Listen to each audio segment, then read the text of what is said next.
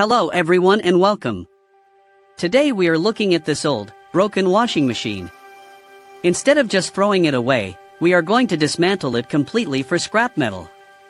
This process is a great way to recycle, and you can even make a little money from the valuable metals inside. We'll go step by step to show you how to do it safely and efficiently. First, let's talk about safety and tools. Always wear safety glasses and a good pair of work gloves. Make sure the washer is completely unplugged from the power outlet. You must also disconnect the hot and cold water hoses from the back. Be ready for a little water to spill out.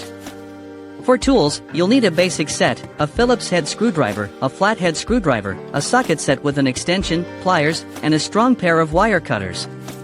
A small pry bar and a hammer might also be useful. Now, let's start taking it apart. We'll begin with the outer shell. Go to the back of the machine and remove all the screws holding the back panel on. This will expose the internal components. Next, remove the top lid. Often the screws are hidden under plastic caps that you can pop off. With the top off, you can access the control panel. Snip the wires connecting it and set it aside. These wires are your first piece of valuable copper. Now look inside for the heavy concrete counterweights. There is usually one on top and sometimes one on the bottom. These are very heavy and are only held on by a few large bolts. Use your socket wrench to remove them carefully. They have no scrap value, but you must remove them to get to the motor and drum.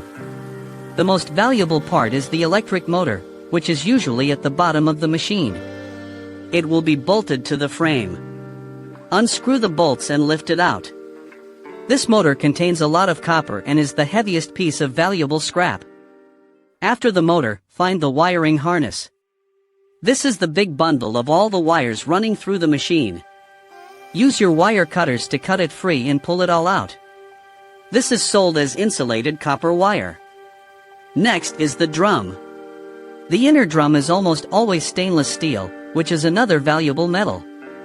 You will need to work to separate it from the outer plastic or enameled steel tub. Finally, look for smaller parts like the water pump and the brass fittings where the hose is connected. Once you have a pile of parts, sort them into different piles: a steel pile for the frame and panels, a stainless steel pile for the drum, a pile for the electric motor, and a pile for all your copper wire and brass.